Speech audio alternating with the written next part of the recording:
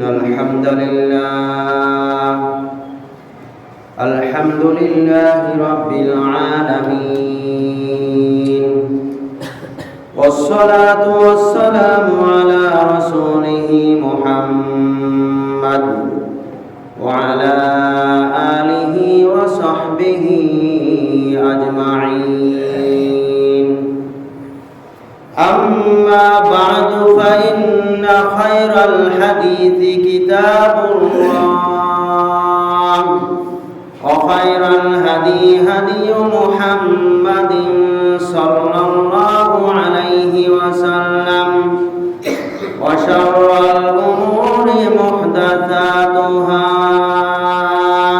وكل محدثة بدعة وكل بدعة ضلالة وكل ضلالة في النار.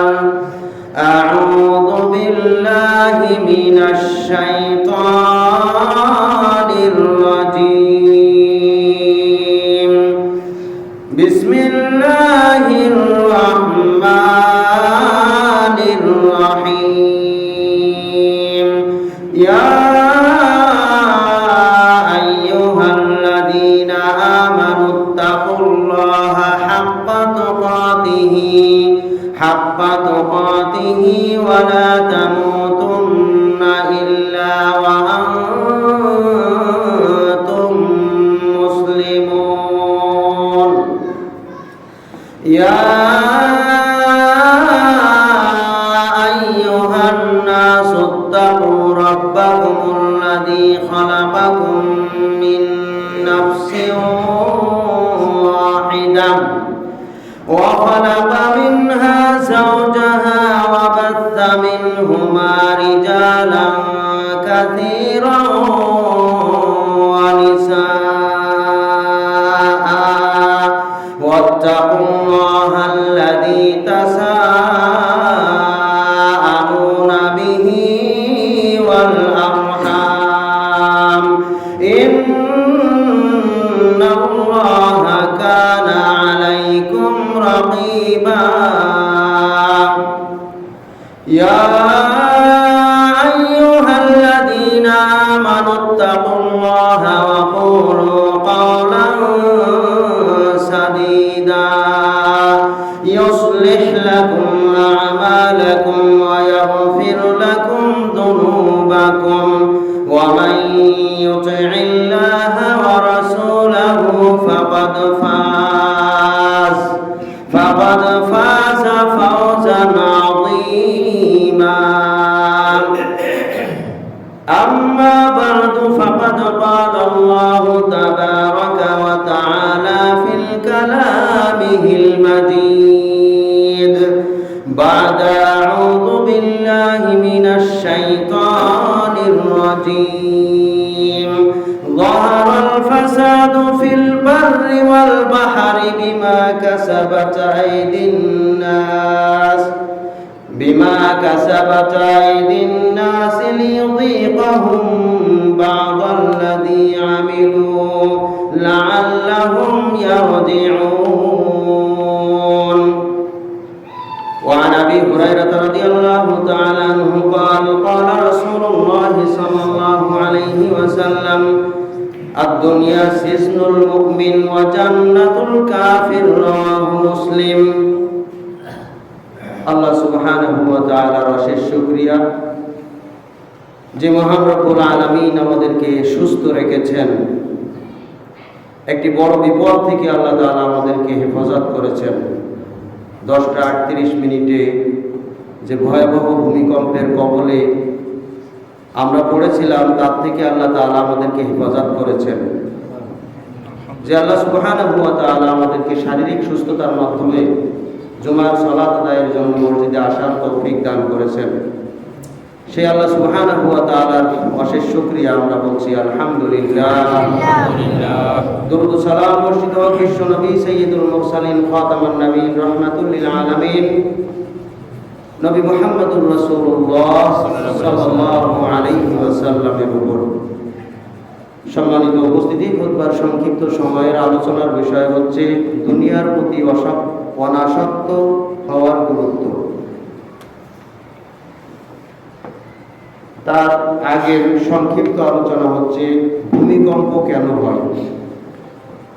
অত্যন্ত দুঃখের সাথে আমি ব্যক্ত করতে বাধ্য হচ্ছি, আজকের যে আলামত আমরা দেখতে পেয়েছি, আজকের দিনটা হচ্ছে জুমার দিন। এই জুমার দিনে কিয়ামত হবে। এই জুমার দিনেই কিয়ামত মানেই হচ্ছে প্রবল বেগে ভূমিকম্প। এই জুমার দিনেই আমরা ভূমিকম্পের যে ভয়াবহতা লক্ষ্য করেছি, তার থেকে আমি অন্তত ধারণা করেছিলাম যে জুমার খুতবা শুরু হওয়ার আগে মসজিদ পরিপূর্ণ হয়ে যাবে। কিন্তু অত্যন্ত পরিতাপের বিষয় হচ্ছে যে আমরা আসলে এগুলি খেলতামাশা মনে করি। আর আল্লাহ তাআলার সরাসরি নিদর্শন আজকে উপলব্ধি করার পরেও আমাদের চেতনা ফিরে নাই। এত বড় একটা ভয়াবহতার হাত থেকে আল্লাহ তাআলা আমাদেরকে হেফাজত করেছেন, তারপরও আমাদের হুঁশ হলো না। আমরা আল্লাহকে চিনতে পারিনি। আমরা আল্লাহর নিদর্শনকে কিছুই মনে করলাম না। বিভিন্ন জায়গায় কানে আসলো শুধু হট্টগোলের শব্দ, কিন্তু আল্লাহকে ডাকার শব্দ কোনো জায়গা থেকে আসলো না। আমরা আল্লাহকে একটু ডাকবো, এই অনুভূতি আমরা হারিয়ে ফেলেছি। এরপরেও আমরা অধিকাংশ মানুষ এর থেকে কোনো শিক্ষাই নেই নাই, বরং এটা একটা আলোচনার কেন্দ্র, এছাড়া আর কিছু না। আলোচনার কেন্দ্র যে আমাদের বাড়ি ঘর, আমাদের জায়গা জমিন সব ঝাঁকুনি দিয়ে উঠেছে, কেঁপে উঠেছে। কিন্তু এটা কি? আল্লাহ তাআলার প্রতি বিশ্বাস কি এখনো আসেনি আমাদের? ইসলামের প্রতি বিশ্বাস, পরকালের প্রতি বিশ্বাস কি একটু আসেনি আমাদের অন্তরে? যদি এসে থাকে তাহলে মসজিদে মুসল্লি কই? এখনো মসজিদে মুসল্লি গেল কই? আজকের জুমার দিন, কিয়ামতের দিন, কিয়ামতের আলামত সচক্ষে আল্লাহ তাআলা দেখিয়ে দিলেন, কিন্তু তার আলামত, তার বাস্তবতা কি এই যে যা আছি তাই? কত বড় নিমুখ হারাম আমরা!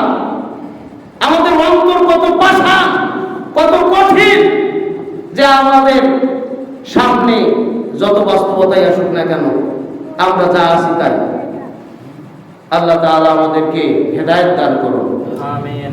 আল্লাহ তাআলা যাদের কানে আওয়াজ যাচ্ছে প্রত্যেককে হেদায়েত দান করুন। আমিন। আল্লাহ তাআলা আমাদেরকে সঠিক বুঝ দান করুন।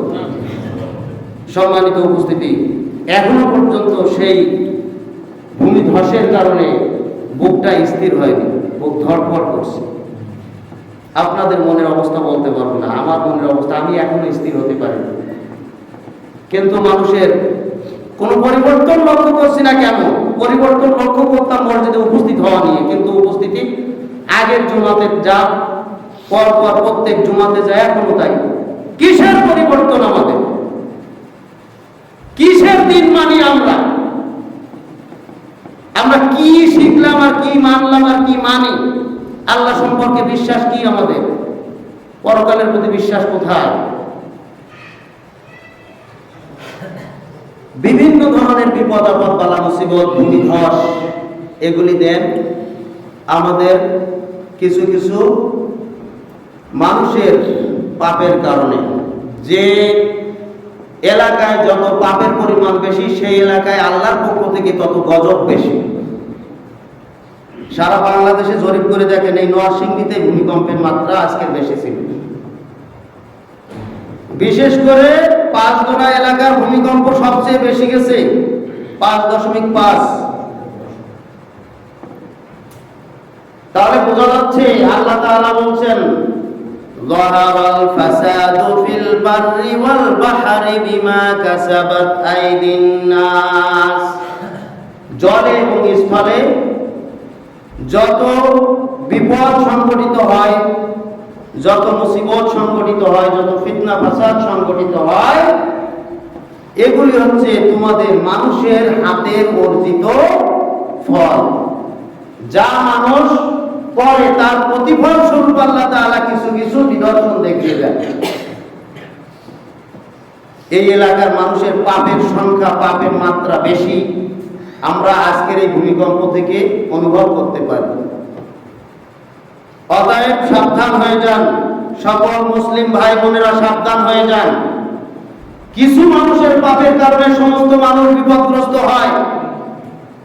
কিছু মানুষের পাপের কারণে দুর্বল অসহায় নারী শিশুরাও বিপদগ্রস্ত হয়, যেটা যুগে যুগে হয়েছে। বিভিন্ন নবী রাসূলদের যে সকল সম্প্রদায় ছিল, উম্মত ছিল, তারা বিপদগ্রস্ত, তারা ধ্বংস হয়েছে তাদের পাপের কারণে। আদবাসী ধ্বংস হয়েছে, সামুদ জাতি ধ্বংস হয়েছে, ফেরাউন জাতি ধ্বংস হয়েছে, কওমে লূত ধ্বংস হয়েছে, যুগে যুগে বিভিন্ন জাতি ধ্বংস হয়েছে। এই সমস্ত ধ্বংসের মূল কারণ হচ্ছে তাদের পাপের পরিমাণ। পাপের কারণে আল্লাহ তাআলা প্রত্যেকের বিপদকে আলাদা আলাদা ভাবে এই বিপদ দিয়ে তাদেরকে ধ্বংস করেছে। আমরা হয়তো এখনো বেঁচে আছি, তাই মনে করছি আমাদের কিছুই হবে না। আজকে আমরা দুনিয়াতে বেঁচে যাচ্ছি, কিন্তু পরকালে বাঁচার কোনো পথ আমাদের নাই যদি আমরা এর থেকে শিক্ষা গ্রহণ না করি। আল্লাহ তাআলা বলেন, ওয়ালা নুযীকান্নাহুম মিনাল আযাবিল আদনা দুনাল আযাবিল আকবারি লাআল্লাহুম ইয়ারজিউন। সূরা সাজদার ভিতরে আল্লাহ তাআলা বলেন, সূরা সাজদার 21 নম্বর আয়াত, ওয়ালা নুযীকান্নাহুম মিনাল আযাবিল আদনা, আমি তোমাদের পাপের কারণে তোমাদের পাপ অনুযায়ী শাস্তি দেই না, বরং কিছু কিছু শাস্তি দেই, ছোট ছোট শাস্তি দেই, ছোট ছোট নিদর্শন দেখাই। কি জন্য? দুনাল আযাবিল আকবার, বড় বড় পাপ থেকে বাঁচিয়ে দেয়, বড় বড় বিপদ থেকে বাঁচিয়ে দেয়। বড় বড় পাপ আসার আগে, বড় নিদর্শন আসার আগে, বড় বিপদ আসার আগে ছোট বিপদ দেই। নুযীকান্নাহুম মিনাল আযাবিল আদনা দুনাল আযাবিল আকবারি লাআল্লাহুম ইয়ারজিউন, যাতে করে মানুষ ফিরে আসে, শিক্ষা গ্রহণ করতে পারে। আজকের এই ভূমিকম্প মাত্র কয়েক সেকেন্ডের, এটা যদি 1 মিনিট পর্যন্ত থাকতো কি অবস্থা হতো আমাদের? আরে কয়েক সেকেন্ড তো আমরা স্থির থাকতে পারি নাই, অনেকেই হোঁচট খেয়ে পড়ে গেছি। স্থির দাঁড়িয়ে থাকতে পারি নাই, পড়ে গেছি, আমার বাচ্চারা পড়ে গেছে। স্থির দাঁড়াতে পারি নাই, মাত্র কয়েক সেকেন্ডের ভূমিকম্প।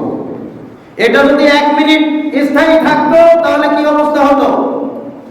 এটা যদি 5 মিনিট 10 মিনিট থাকতো তাহলে কি অবস্থা হতো?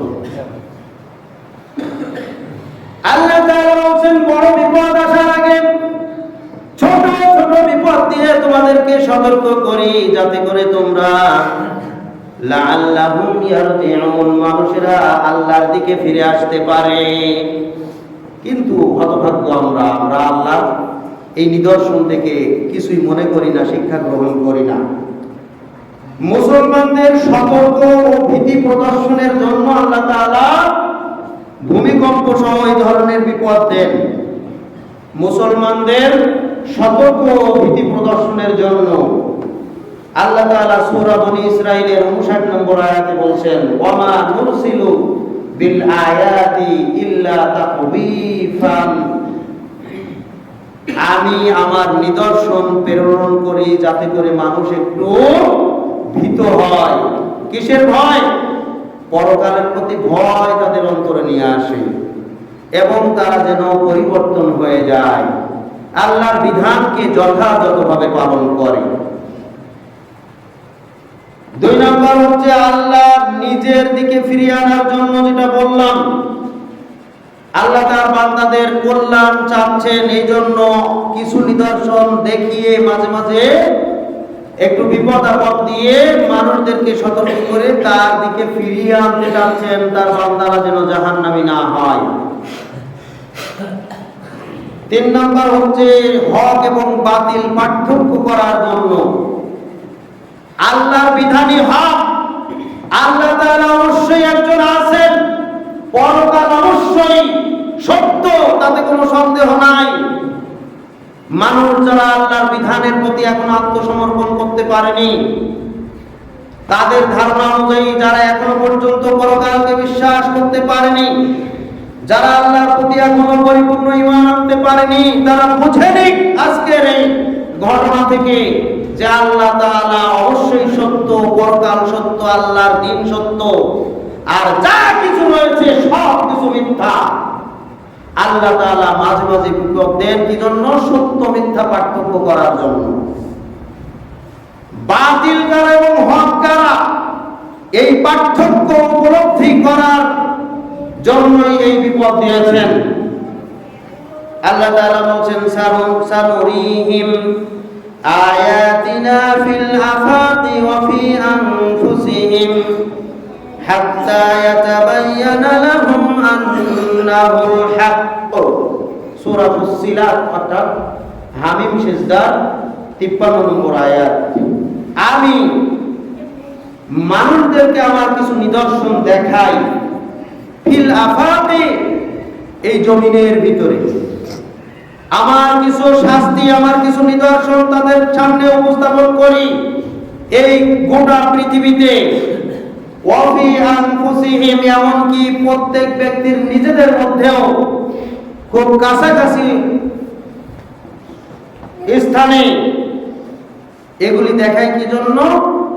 হাত্তা ইয়াতাবায়্যানা লাহুম আন্নাহুল হক, যাতে করে হক মানুষের কাছে স্পষ্ট হয়ে যায়। হক কি এটা মানুষের কাছে স্পষ্ট হয়ে যায়, যাতে করে মানুষ আল্লাহর বিধানের প্রতি দৌড়ে চলে আসে। মসজিদে জুমার দিন মুসল্লি আগের মতোই। আল্লাহ তাআলা যে উদ্দেশ্যে দিয়েছেন এটা কিছুই আমাদের কাছে মনে হলো না। শুধু এতটুকুই, এখনো পর্যন্ত বিভিন্ন জায়গায় আলোচনা চলছে, এই আর কিছু না। 4 নম্বর হচ্ছে অন্যায়, অত্যাচার, পাপ বৃদ্ধির কারণে, আমাদের বিভিন্ন ধরনের পাপের কারণে আল্লাহ তাআলা বিপদ আপদ বালা মুসিবত দেন। যেমন বিভিন্ন জাতিকে আল্লাহ তাআলা ধ্বংস করেছেন তার পাপের কারণে, তাদের পাপের কারণে। আল্লাহ তাআলা বলছেন সূরা আনকাবুতের 40 নম্বর আয়াত, ফাকুল্লান আখাযনা বিযামবিহি ফামিনহুম মান আরসালনা আলাইহি হাসিবা। আমি বিভিন্ন জাতিকে তাদের পাপের কারণে তাদেরকে গ্রাস করেছি, পাকড়াও করেছি। তাদের পাপের মাত্রা অনুযায়ী তাদেরকে শাস্তির সম্মুখীন করেছি, তাদেরকে দুনিয়া থেকে বিলীন করে দিয়েছি, ধ্বংস করে দিয়েছি।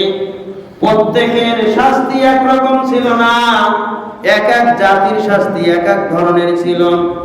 আল্লাহ তাআলা বলেন ফামিনহুম মান আরসালনা আলাইহি হাসিবা। এই সকল জাতির মধ্যে এমন কিছু সম্প্রদায় ছিল, তাদের পাপ ছিল, সেই পাপের কারণে আমি আল্লাহ তাদের উপরে পাথর বর্ষণ করে তাদেরকে ধ্বংস করে দিয়েছি। নাউযুবিল্লাহ, পাথর বর্ষণ করে তাদেরকে দুনিয়া থেকে বিদায় করে দেওয়া হয়েছে, পাথর বর্ষণ হয়েছে তাদের উপরে। ওয়া মিনহুম মান আখাযাতুহুস সাইহা, আবার কিছু মানুষের উপরে আমি বিপদ দিয়েছি, বিকট আওয়াজ, এমন কঠিন আওয়াজ তাদের মধ্যে আল্লাহর পক্ষ থেকে দেওয়া হয়েছে যে আওয়াজে তাদের কান ফেটে, তাদের কান দিয়ে রক্ত বের হয়ে তারা এই আওয়াজে নিজেদের জীবন পর্যন্ত চলে গিয়েছে। এত বিকট আওয়াজ তাদের ভিতরে আল্লাহর পক্ষ থেকে গজব স্বরূপ দেওয়া হয়েছে, বিকট আওয়াজ। ওয়ামিনহুম মান খাসাফনা বিহিল আরদ, আবার এমন অনেক লোক ছিল, এমন কিছু পাপিষ্ঠ ছিল যাদেরকে আমি আমার এই জমিনে ধসিয়ে দিয়েছি। এটাই ছিল ভূমিকম্প। ভূমিকম্পের মাধ্যমে, কয়েক সেকেন্ডের ভূমিকম্পে আমরা আজকের এই বিপদ অনুভব করলাম। আর যে জাতিকে আল্লাহ তাআলা ধ্বংস করেছেন, কি বিশাল ভূমিকম্প তাদেরকে আল্লাহ তাআলা দিয়েছেন। এই ভূমিকম্পের কারণে তাদের ঘর বাড়িগুলি সব মাটির নিচে ধসে গিয়েছে। নাউযুবিল্লাহ। কি জন্য? প্রত্যেকের শাস্তির কারণ, প্রত্যেকের পাপের কারণে শাস্তি। আমরা বিভিন্ন ধরনের পাপে জড়িত, আমরা এখনো ভালো আছি, আমরা মনে করছি আমাদের কিছু হবে না। হয়তো দুনিয়াতে আল্লাহ তাআলা অল্প শাস্তি দিচ্ছেন, জানি না কখন কোন মুহূর্তে বেশি আযাব গজব এসে যায়, কিন্তু আমাদের কোনো চিন্তা ভাবনা নাই, আমরা মনে করছি আমরা সবাই ভালো মানুষ। কিন্তু বিশ্বনবী মুহাম্মদুর রাসূলুল্লাহ সাল্লাল্লাহু আলাইহি ওয়াসাল্লাম আমাদের জন্য বিশেষভাবে দোয়া করে গিয়েছেন, আমার এই জাতিকে, আমার এই উম্মতদেরকে আল্লাহ তুমি ওই সমস্ত জাতির মধ্যে একেবারে নিশ্চিহ্ন করে দিও না। আল্লাহ তাআলা আল্লাহ রাসূলের এই দোয়াটা কবুল করেছেন, যার কারণে আমরা এখনো সুস্থ আছি, আলহামদুলিল্লাহ। তারপরে আমাদেরকে শিক্ষা নেওয়া দরকার ছিল, এই শিক্ষা আমরা কোথা থেকে নিচ্ছি? সম্মানিত উপস্থিতি, এরপরে আল্লাহ তাআলা বলছেন, وَمِنْهُمْ مَنْ خَسَفْنَا بِهِ الْأَرْضَ وَمِنْهُمْ مَنْ أَغْرَقْنَا। তাদের মধ্যে এমন কিছু লোক ছিল যাদেরকে আমি জমিনে ধসিয়ে দিয়ে তাদেরকে ধ্বংস করে দিয়েছি, আবার এমন অনেক লোক ছিল যাদেরকে আমি পানিতে ডুবিয়ে মেরে ফেলেছি। নাউযুবিল্লাহ। কাদেরকে পানিতে চুবানো হয়েছে? ফিরআউন এবং তার সম্প্রদায়কে। এভাবে বিভিন্ন আয়াতে আল্লাহ তাআলা এক এক কওমের, এক এক জাতির ধ্বংসের বিবরণ তুলে ধরেছেন, আলাদা আলাদা শাস্তির বিবরণ উল্লেখ করে। সম্মানিত উপস্থিতি, কিয়ামত যখন এসে যাবে, এই ঝাঁকুনি ওইরকম কয়েক সেকেন্ড নয়, কয়েক মিনিট নয়, কয়েক ঘন্টা নয়, শুধু চলতেই থাকবে। ঝাঁকুনি এরকম অল্প ঝাঁকুনি নয়, কত বিশাল ঝাঁকুনি একমাত্র আল্লাহ ছাড়া এটা আমাদের পক্ষে বলা এবং তার অবস্থা কি হবে এটা বর্ণনা করা সম্ভব নয়। আল্লাহ তাআলা বলছেন, ইযা যুলজিলাতিল আরদু জিলজালাহা। কিয়ামত যখন এসে যাবে, তখন এই জমিনকে ভূমিকম্পের মাধ্যমে প্রচন্ড ঝাঁকুনি দেওয়া হবে।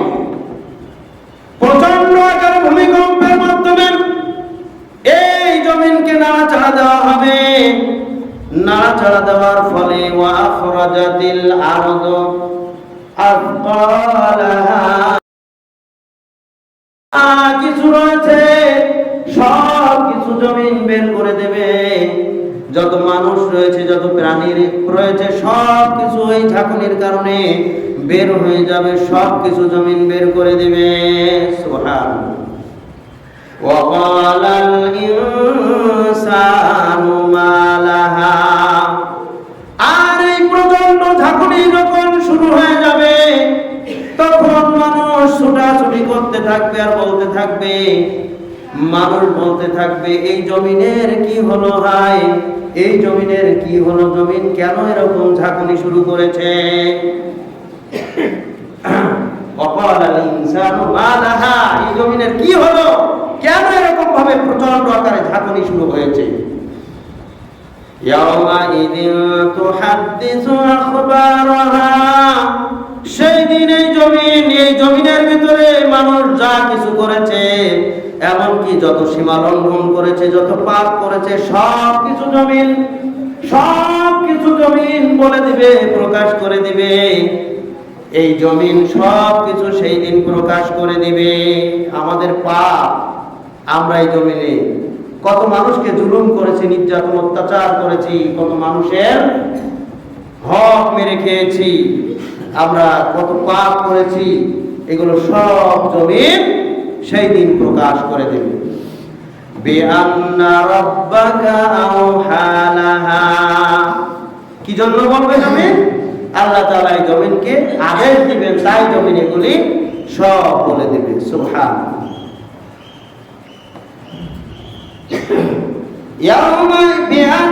ইয়াউমাইযিন ইয়াসদুরুন নাসু আশতাতান লিয়ারাউ আমালাহুম ইয়াসদুরুন নাসু আশতাতা, সেই দিন ইয়াসদুরুন নাসু আশতাতা, মানুষ সব বিভিন্ন দলে দলে, ভিন্ন ভিন্ন দলে দলে সব বের হওয়া শুরু হবে, হাঁটা শুরু হবে।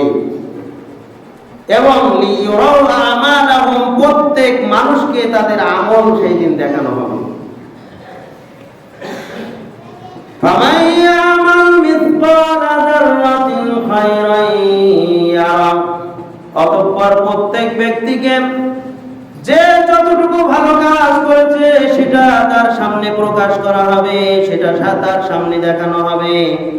ওয়া মান ইয়ামাল মিসকালা যাররাতিন শাররান ইয়ারা, এবং প্রত্যেক ব্যক্তি, যে ব্যক্তি যতটুকু খারাপ কাজ করেছে, যতটুকু পাপ কাজ করেছে, অনুপরিমাণ ভালো কাজ দেখানো হবে, আবার অনুপরিমাণ জাররা পরিমাণ খারাপ কাজ মানুষকে দেখানো হবে। এটার নাম হচ্ছে কিয়ামত। আর কিয়ামতের অনেক বর্ণনা রয়েছে, আমি শুধু সূচনাতে কিছু কথা বললাম আজকের এই ঘটনার প্রেক্ষাপটে। সম্মানিত উপস্থিতি করে নিচ্ছি, এবং আমরা পরকালকে কিছুই মনে করি না, পাত্তা দেই না, দুনিয়াটাই আমাদের জন্য সবকিছু। অথচ আমাদের হায়াত মুহূর্তের মধ্যে শেষ হয়ে গেলে দুনিয়ার সবকিছু শেষ, শুধুমাত্র আমার আমলটুকু, আমার দুনিয়ার পরকালের প্রস্তুতিটুকু কাজে লাগবে। আল্লাহ সুবহানাহু ওয়া তাআলা বলেন, ইন্না রাব্বাকা ইয়াবসুতুর রিজকা লিমান ইয়াশাউ ওয়া ইয়াকদির।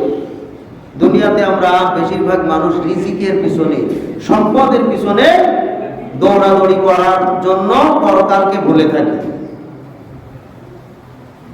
এবং যারা বেশি ধনী, যাদের বেশি অর্থ সম্পদ আছে, আমরা তাদের সাথে প্রতিযোগিতার জন্য লিপ্ত হয়ে যাই যে আমাকে তার চাইতে বড় ধনী হতে হবে, অথবা তার এত টাকা পয়সা আমার কেন নাই, আমাকে ওরকম টাকা পয়সার মালিক হতে হবে। কিন্তু আল্লাহ তাআলা এই ধনী গরিব দুনিয়াতে সৃষ্টি করেছেন আমাদেরকে, এটা হচ্ছে আল্লাহ তাআলার ইচ্ছা। এবং এর থেকে সবচেয়ে দুইটা বড় মূল নীতি রয়েছে, কেন আমাদেরকে আল্লাহ তাআলা কাউকে ধনী কাউকে গরিব করেছেন। এবং প্রত্যেকের তার অবস্থার আলোকে আল্লাহর শুকরিয়া আদায় করতে হবে, এবং আমাদেরকে এই অবস্থাকে মেনে নিতে হবে। প্রতিযোগিতা নয়, দুনিয়ার প্রতিযোগিতায় নয়, অর্থ সম্পদের প্রতিযোগিতায় নয়, বরং আমাদেরকে আমলের প্রতিযোগিতায় লিপ্ত হতে হবে, পরকালের প্রস্তুতির প্রতিযোগিতায় লিপ্ত হতে হবে, পরকালের প্রস্তুতি গ্রহণ করতে হবে। দুনিয়ার এই অবস্থা, আমাদের তাকদীর, আমাদের যা কিছু আমাদের জন্য নির্ধারণ করা হয়েছে, কারো কম কারো বেশি, এই জন্য আল্লাহ তাআলাকে ভুলে থাকা যাবে না। আল্লাহ তাআলা বলছেন, ইন্না রাব্বাকা ইয়াবসুতুর রিজকা লিমান ইয়াশা, নিশ্চয়ই তোমার প্রতিপালক যাকে ইচ্ছা যেভাবে ইচ্ছা তাকে রিজিক দান করে থাকেন, রিজিককে বাড়া কমা করে থাকেন, প্রশস্ত করে থাকেন। যাকে ইচ্ছা বেশি দেন, ওয়া ইয়াকদির, আবার যাকে ইচ্ছা কম করেন। ইন্নাহু কানা বিইবাদিহি খাবীরান বাসীরা, নিশ্চয়ই আল্লাহ তাআলা তার বান্দা সম্পর্কে সবকিছু খবর রাখেন, সবকিছু দেখেন। এটা আমাদেরই কল্যাণের জন্য। আমাদের কাউকে বেশি দেন, কাউকে কম দেন, বেশি দিয়েও পরীক্ষা করেন, কম দিয়েও পরীক্ষা করেন। সাহাবীদের মধ্যেও কাউকে বেশি দিয়েছেন, কাউকে কম দিয়েছেন, সবার মধ্যে কাউকে বেশি দিয়েছেন, কাউকে কম দিয়েছেন। আবু বকর রাদিয়াল্লাহু তাআলা আনহু ছিলেন গরিব মানুষ, আর উসমান ছিলেন ধনী, কিন্তু কাউকে আল্লাহর দিন থেকে এক চুল পরিমাণও বিরত থাকতে দেখা যায়নি। সুবহানাল্লাহ। আল্লাহ তাআলা কাউকে কম দিয়েছেন, কাউকে বেশি দিয়েছেন, এজন্য তার মনের অবস্থার আলোকে এবং তার মন মানসিকতার উপরে। যাকে কম দিয়েছেন ওকে যদি বেশি দেওয়া হতো তাহলে সে হয়তো বিভ্রান্তির মধ্যে পড়তো, ও গোমরাহী হয়ে যেত। আবার যাকে বেশি দেওয়া হয়েছে ওকে যদি কম দেওয়া হতো তাহলে ও গোমরাহী হয়ে যেত। এজন্য আল্লাহ তাআলা তার বান্দাদেরকে অত্যন্ত ভালোবাসেন, পছন্দ করেন। এজন্য তিনি চান না তার বান্দারা গোমরাহিতে লিপ্ত হয়ে যাক, পথভ্রষ্ট হয়ে যাক, জাহান্নামী হয়ে যাক। সুবহানাল্লাহ। এজন্য আল্লাহ তাআলা প্রত্যেকের মনের খবর জানেন, প্রত্যেকের অবস্থা দেখেন, শোনেন, খবর রাখেন। এজন্য যাকে যতটুকু দিলে তার ঈমান ঠিক থাকবে, তার দ্বীন ঠিক থাকবে, ততটুকুই দিয়েছেন। কিন্তু এরপরেও যারা তাদের অর্থ সম্পদ নিয়ে খুশি হতে পারেনি, এরাই বিভ্রান্তির মধ্যে রয়েছে, বলুন নাউযুবিল্লাহ। কিন্তু যার যতটুকু সম্পদ রয়েছে, যার যতটুকু অর্থ রয়েছে, তার উপরে এসে সন্তুষ্ট হয়ে আল্লাহকে ভুলে যায়নি, পরকালকে ভুলে যায়নি, বরং আল্লাহর শুকরিয়া আদায় করছে, আল্লাহর কৃতজ্ঞতা প্রকাশ করে এবং সে আল্লাহর দ্বীনকে মেনে চলে। এরাই আল্লাহ তাআলার এই নির্ধারিত তাকদীর মেনে নেওয়ার কারণে, ফয়সালা মেনে নেওয়ার কারণে এরাই পরকালে নাজাতের পথ পেয়ে যাবে। সুবহানাল্লাহ। কিন্তু যাদের যতটুকু দেওয়া হয়েছে এতে সন্তুষ্ট হতে পারেনি, তাকে আরো বেশি লাগবে, আরো বেশি লাগবে এরকম মনে করছে, অবশ্যই অবশ্যই সে গুমরাহির মধ্যে রয়েছে, পথভ্রষ্টতার মধ্যে রয়েছে, সেই জাহান্নামের পথ বেছে নিয়েছে, বলুন নাউযুবিল্লাহ। আমাদের প্রত্যেকের মেনে নিতে হবে, আমাকে যা দেওয়া হয়েছে এটা আল্লাহর পক্ষ থেকে ফয়সালা করে দেওয়া হয়েছে, যাতে করে আমার এইটুকুর মাধ্যমে আমি পরকালে নাজাত পেয়ে যাই। সুবহানাল্লাহ। আবু বকর রাদিয়াল্লাহু তাআলা আনহুকে সম্পত্তি দিয়েছেন কম, আবার ওসমানকে দিয়েছেন বেশি, আবার ওমরকে দিয়েছেন একটু কম, একেবারে কমও না আবার খুব একটা বেশিও না। ওমর রাদিয়াল্লাহু তাআলা আনহু তাবুকের যুদ্ধের সময় বিশ্বনবী মুহাম্মদুর রাসূলুল্লাহ সাল্লাল্লাহু আলাইহি ওয়াসাল্লাম যখন ঘোষণা করলেন তাবুকের যুদ্ধ অত্যন্ত ভয়াবহ যুদ্ধ, এই যুদ্ধে অনেক অর্থের প্রয়োজন, সুতরাং তোমরা তোমাদের সামর্থ্য অনুযায়ী যার যা আছে, যে সামর্থ্য আছে সেই সামর্থ্য অনুযায়ী তোমরা আল্লাহর রাস্তায় দান করো। এই দানের ঘোষণা শুনে সাহাবায়ে কেরাম রাদিয়াল্লাহু তাআলা আনহুম আজমাইন তারা তাদের সাধ্য অনুযায়ী আল্লাহর রাসূলের কাছে দান করা শুরু করে দিলেন। ওমর রাদিয়াল্লাহু তাআলা আনহু মনে মনে ভাবলেন যে আজকের একটা সুযোগ এসেছে দানের অন্তত আমলের ক্ষেত্রে আবু বকরকে হারিয়ে দেওয়া হবে।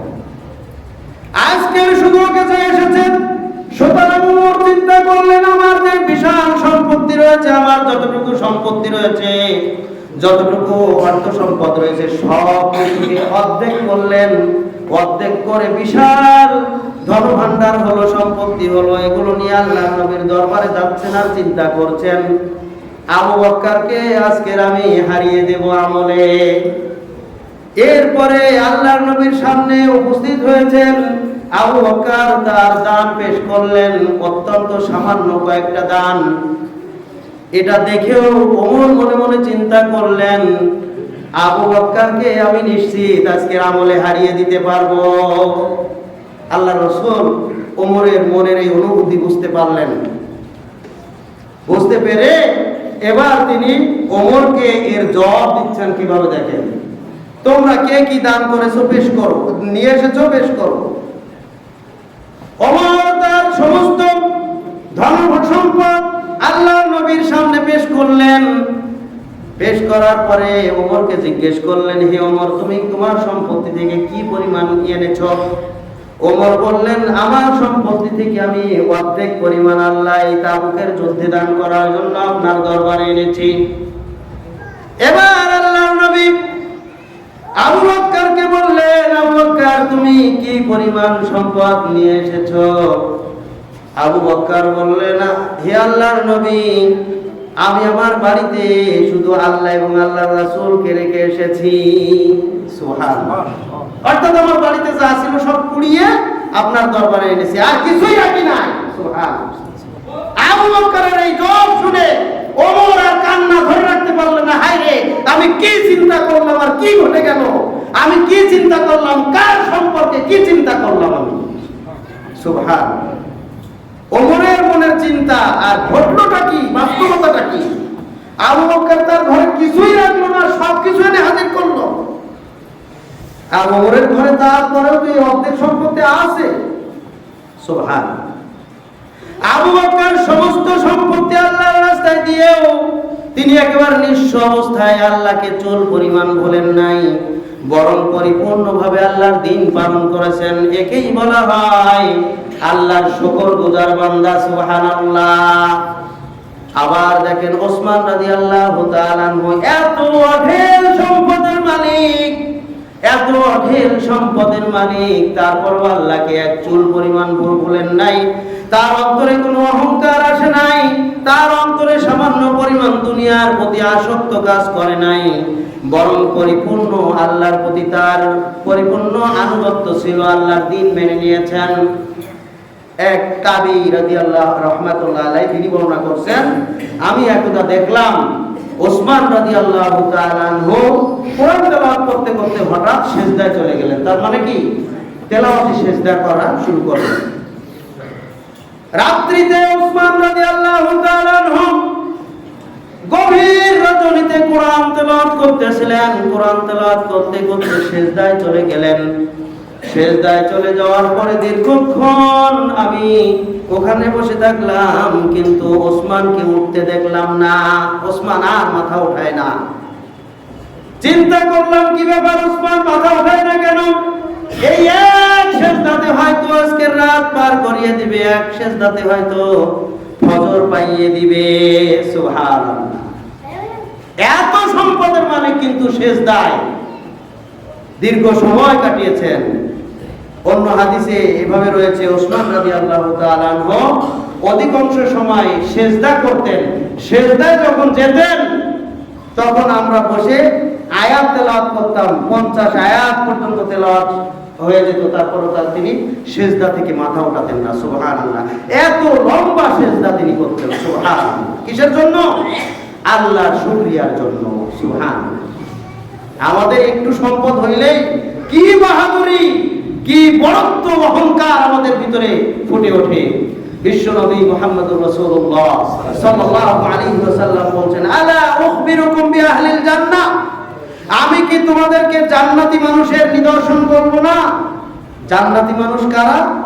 কুল্লু দাঈফিন মুতাদাঈফিন লাউ আকসামু বিল্লাহি লা আবাররাহু, প্রত্যেক দুর্বল অসহায়, যাদের দুনিয়াতে তেমন পরিচয় নাই, অর্থ সম্পদ নাই, খুবই দুর্বল, তাদের চলতে ফিরতে খুব কষ্ট হয়, এই সকল বান্দারা যদি আল্লাহর কাছে কসম করে তাহলে আল্লাহ তাআলা তার কসম পূর্ণ করেন। যদি কিছু আল্লাহর কাছে দাবি করে আল্লাহ তাআলা তা পূরণ করেন। সুবহানাল্লাহ। এরাই হচ্ছে জান্নাতি, জান্নাতের অধিবাসী। দুনিয়াতে তারা সাধারণ জীবন যাপন করবে, তাদের ধন সম্পদ থাক আর না থাক এটা দেখবে না, বরং তারা আল্লাহর শুকরগুজার বান্দা। তার থাকলেও তারা আল্লাহর শুকরিয়া আদায় করে, না থাকলেও আল্লাহর শুকরিয়া আদায় করে। আবু বকরের কিছুই নাই, তারপরে আল্লাহর দিন পরিপূর্ণ মেনে নিয়েছে। ওসমানের এত সম্পত্তি আছে, তারপরেও সিজদায় ঘন্টার পর ঘন্টা কাটিয়েছে। এই ওসমান রাদিয়াল্লাহু তাআলা আনহু কবরের কাছে যখন যেতেন তখন এত কান্না শুরু করে দিতেন, এত কান্না করতেন, তার চোখের পানিতে দাড়ি ভিজে যেত, তার শরীরের জামা পর্যন্ত ভিজে যেত। সুবহানাল্লাহ। তাকে জিজ্ঞাসা করা হলো, হে ওসমান, আপনি যখন বিশ্বনবী জান্নাতের বিবরণ দেয় তখন এত কাঁদেন না, জাহান্নামের বিবরণ দেয় তখন এত কাঁদেন না, পরকালের ভয়াবহতা তুলে ধরে তখন এত কাঁদেন না, কিয়ামতের বিবরণ দেয় তখন এত কাঁদেন না, কিন্তু কবরের কাছে এসে কেন এত কাঁদেন? ওসমান রাদিয়াল্লাহু তাআলা আনহু বললেন, হে সাহাবীরা শোনো, এই কবর হচ্ছে পরকালের প্রথম ধাপ, প্রথম মঞ্জিল, কবরের প্রথম পরীক্ষা। এই পরীক্ষায় যদি আমি উত্তীর্ণ হতে পারি তাহলে পরবর্তী সমস্ত ধাপ আমার জন্য সহজ করে দেওয়া হবে, সমস্ত ধাপগুলি আমি অতিবাহিত করতে পারবো, আমি জান্নাত পর্যন্ত পাড়ি দিতে পারবো। সুবহানাল্লাহ। আর এই কবরের প্রথম পরীক্ষায় আমি যদি ফেল করি, আমি উত্তীর্ণ হতে না পারি, কবরে যদি আমি ধরা খেয়ে যাই, তাহলে সামনের যত মঞ্জিল আছে কোন মঞ্জিল আমি অতিবাহিত করতে পারবো না। এই কথা যখন আমার মনে হয়, এই কথা যখন আমার স্মরণ হয়, তখন আমি নিজেকে আর ধরে রাখতে পারি না, আমি কান্নায় ভেঙে পড়ি, আমি কান্নায় লুটিয়ে পড়ি। আমার কবরের কথা, কবরের বিষয় স্মরণ হওয়ার সাথে সাথে আমার চোখের পানি ধরে রাখতে পারি না। সুবহানাল্লাহ। এই হচ্ছে ওসমান, যার এত সম্পত্তি ছিল কিন্তু এই সম্পত্তি তাকে আল্লাহর শুকরিয়া আদায় থেকে, পরকালের ভয় থেকে এক চুল পরিমাণ কমাতে পারে নাই। সুবহানাল্লাহ। বলছিলাম আল্লাহ তাআলা শুধু ওসমানকে আর ওমরকে আর আবু বকরকে পরীক্ষার জন্য কম বেশি সম্পদ দেন নাই। এই পৃথিবীতে আল্লাহ তাআলা যত মানুষ সৃষ্টি করেছেন, পাঠিয়েছেন, প্রত্যেককে যার যে পরিমাণ প্রয়োজন হলে তার ঈমানকে ঠিক রাখতে পারবে ততটুকু পরিমাণই দান করেছেন। কাউকে বেশি দিয়েছেন, কাউকে কম দিয়েছেন, এবং এর উপরেই সে ঈমানকে ধরে রাখতে পারবে এবং পরকালে পরিত্রাণ পাবে ইনশাআল্লাহ। কিন্তু আমরা হচ্ছে নাশুকরিয়া আদায়কারী, এবং যার একটু বেশি আছে তার অহংকার। আলা উখবিরুকুম বিআহলিন নার, আল্লাহর নবীকে বলা হলো, হে আল্লাহর নবী, আল্লাহর নবী বললেন, আমি কি তোমাদেরকে জাহান্নামী মানুষের নিদর্শন বলে দেব না? জাহান্নামী মানুষ কারা? কুল্লু তুল্লিন জাওয়াদিন মুস্তাকবির, প্রত্যেক কর্কশভাষী, কঠিন স্বভাবের, কঠিন হৃদয়ের এবং অহংকারী যারা, তারা জাহান্নামী। নাউযুবিল্লাহ। এক নাম্বার, ভাষা খুব কর্কশ, ভাষায় কোনো রসকস নাই। মানুষের সাথে কথা বললে রসকসহীন, মুখে হাসিও নাই, মুখ অন্ধকার, কথা বলে কর্কশ ভাষায়, কোনো সুন্দর ভাষার সৌন্দর্য নাই। দুই নাম্বার হচ্ছে অন্তরটা কঠিন, অত্যন্ত কঠিন। এত বড় নিদর্শন আজকে আমরা দেখলাম, তারপরেও জুমা প্রায়, খুতবা প্রায় শেষ, এখনো পর্যন্ত মুসল্লি আসতেছে। তার মানে আমাদের অন্তর গলে নাই, অন্তরটা পাথরের মতো শক্ত হয়ে গিয়েছে। নাউযুবিল্লাহ। অন্তরটা কঠিন, শক্ত, অন্তর পরিবর্তন হয় না, অন্তর গলে না। মুস্তাকবির। তিন নাম্বার হচ্ছে অহংকারী। আল্লাহর নবী বললেন এরা হচ্ছে জাহান্নামী। নাউযুবিল্লাহ। এক নাম্বার ভাষা কঠিন, কর্কশ। দুই নাম্বার অন্তর শক্ত। আল্লাহর বাণী শোনার পরেও এরা মনে করে হুজুররা এরকম বলেই থাকে, কত কি আমরা মেনে পারবো? আরে কত কিছুই তো দেখতেছি, মরে যাওয়া, মারা যাওয়ার পরে যাওয়া হবে। কত ধরনের কথা, কত ধরনের সমালোচনা। নাউযুবিল্লাহ।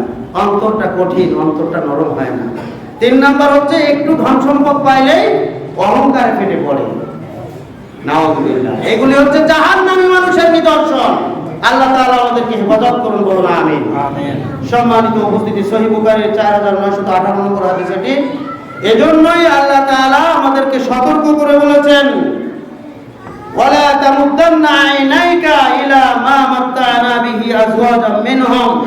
দুনিয়াতে যে সকল মানুষদেরকে ধন সম্পদ দেওয়া হয়েছে, ভোগ্য সামগ্রী দেওয়া হয়েছে, তোমরা সেই দিকে তোমাদের চোখকে প্রসারিত করো না।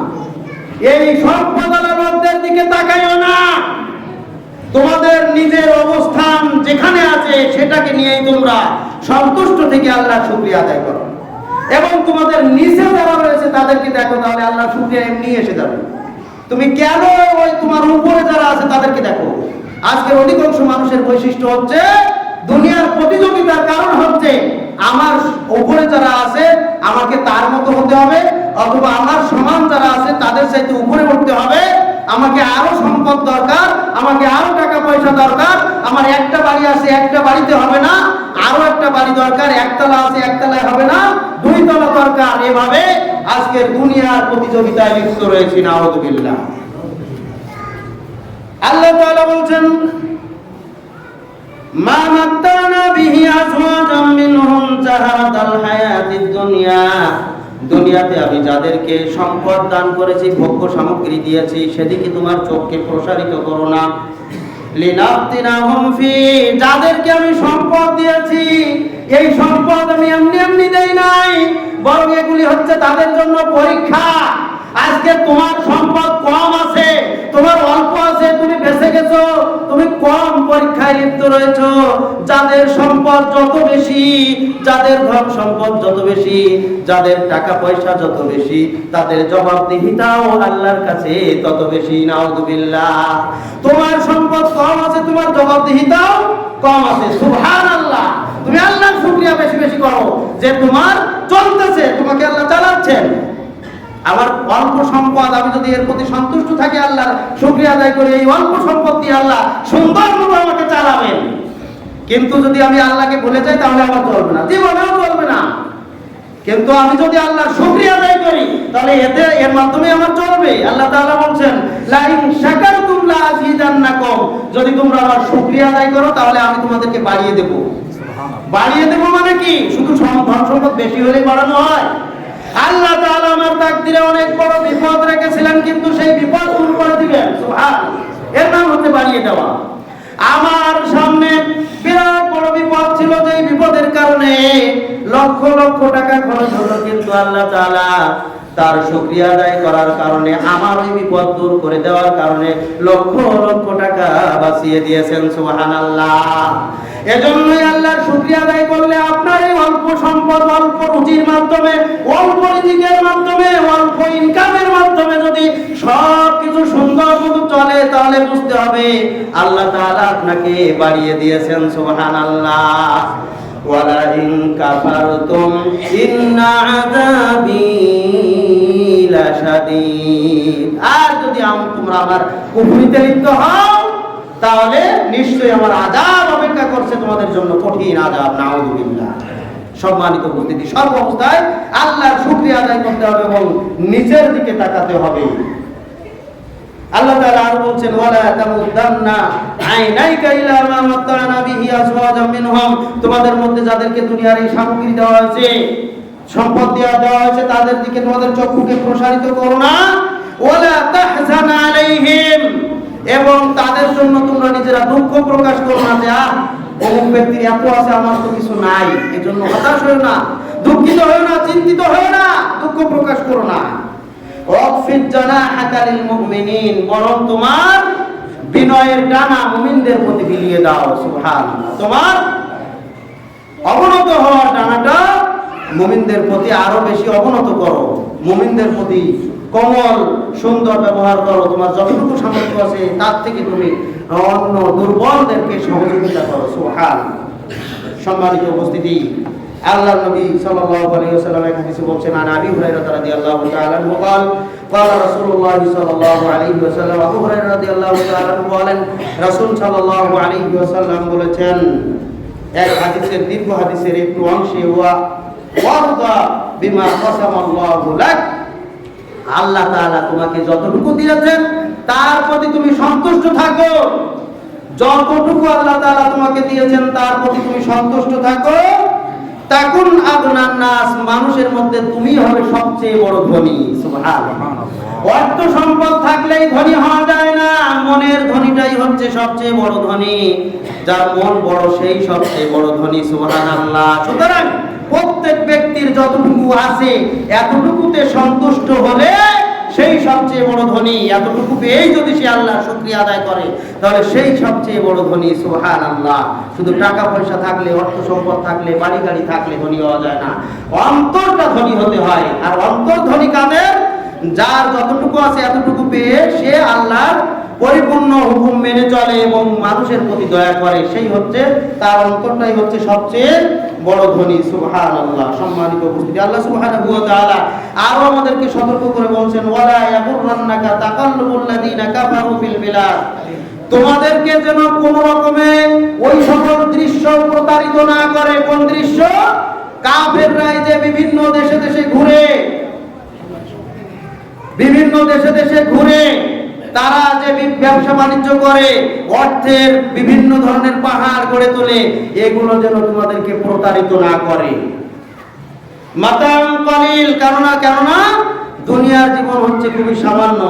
সুম্মা মাওয়াহুম জাহান্নাম, আজকের এই অর্থের পিছনে যারা বিভিন্ন ব্যবসা বাণিজ্য নিয়ে যারা এই যে বিভিন্ন দেশে দেশে ব্যবসা বাণিজ্যের অটল পাহাড় তোমাদের সামনে দেখাচ্ছে, এগুলো যেন তোমাদেরকে প্রতারিত না করে। কারণ হচ্ছে তাদের ঠিকানা হচ্ছে জাহান্নাম। নাউযুবিল্লাহ। যারা শুধু দুনিয়া নিয়ে পড়ে রয়েছে ওদের ঠিকানা মাওয়াহুম জাহান্নাম ওয়া বিসাল মিহাদ, তাদের ঠিকানা কত নিকৃষ্ট। নাউযুবিল্লাহ।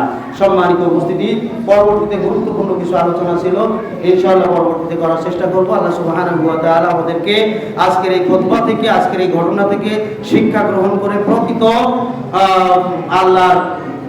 আল্লাহর প্রতি প্রকৃত ঈমান এবং পরকালের প্রতি প্রকৃতভাবে ঈমান এনে পরিপূর্ণভাবে দ্বীন মেনে চলার তৌফিক দান করুন। আখির দাওয়ানা আনিল হামদুলিল্লাহি রাব্বিল আলামিন।